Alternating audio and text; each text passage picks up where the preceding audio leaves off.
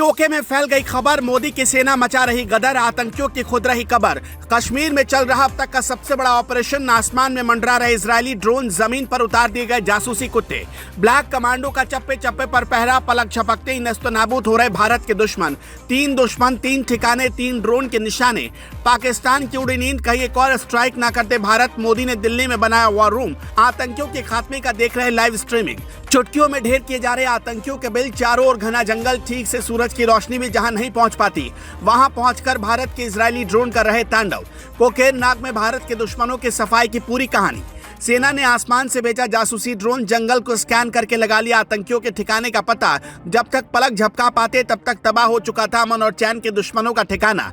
उजैर खान को ढूंढने के लिए कश्मीर में चल रहा सबसे बड़ा ऑपरेशन, सेना को सपोर्ट करने के लिए कमेंट बॉक्स में लिख दीजिए मेरा भारत महान। कोकेरनाग में जिस जगह पर भारत ने अपने 4 जवानों की वीरगति दी, वहां से शुरू हुआ ऑपरेशन। भारत के दुश्मनों की खात्मे के लिए कुलगाम और अनंतनाग जिले से सटे कई इलाकों में फैल चुका है। सेना को पुख्ता खबर मिल चुकी है कि बुज़दिलों की तरह हमारे जवानों की पीठ पर हमला करने वाले ये आतंकी कुलगाम जिले के जंगल से निकलकर अनंतनाग जिले के ऊंचे स्थानों पर अपना ठिकाना बनाने में कामयाब हो गए हैं। और मोदी का ऑर्डर है कि सूचना मिली है तो एक्शन करना होगा, इसलिए कश्मीर की घाटी में उतार दिए गए हैं ब्लैक कमांडो। फोर्स बढ़ा दी गई। इजरायल में बने यूएवी ड्रोन, क्वाडकॉप्टर, बड़े हथियारों और जासूसी कुत्तों की मदद से आतंकियों की घेराबंदी हो चुकी है और उन तक पहुंचने की कोशिश 3 तरफ से जारी है। 2 तरफ से बाहरी घेराबंदी भी है। घने वन के पिछले हिस्से में नाले और नदियां जो झेलम नदी से मिलकर श्रीनगर तक का रास्ता बनाते हैं, इन सबको भी ध्यान में रखकर मुकाबला हो रहा है। इस वक्त सेना का पूरा फोकस है उजैर खान को ढूंढने पर। अनंतनाग के कोकरनाग के पास गुड़ल इलाके में हो रही मुठभेड़ में आतंकियों को खड़ी चढ़ाई वाली ऊंची पहाड़ी पर घेर लिया गया है।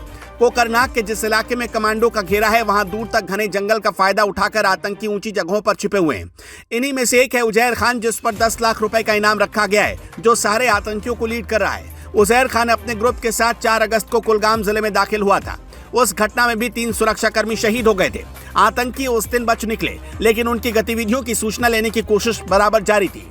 उसी दौरान इसी इलाके से होकर अमरनाथ यात्रा चल रही थी। उसके बाद G20 सम्मेलन की वजह से सुरक्षाकर्मी अतिरिक्त नाकेबंदी में बिजी थे।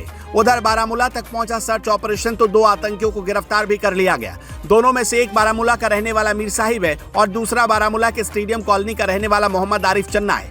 कुल मिलाकर भारत की सीमा में घुसकर गुस्ताखी करने वालों को फिर से 72 हुरों से मिलन कराने का सिलसिला जारी है। प्रधानमंत्री नरेंद्र मोदी ने कसम खा ली है, इस पर ऐसा एक्शन हो रहा कि फिर फन उठाने की कोशिश नहीं करेंगे भारत के दुश्मन। मोदी ने अपने जन्मदिन पर सेना से यही तोहफा मांगा है कि हमारे जवानों की वीरगति का हिसाब लेकर ही दम लेना है।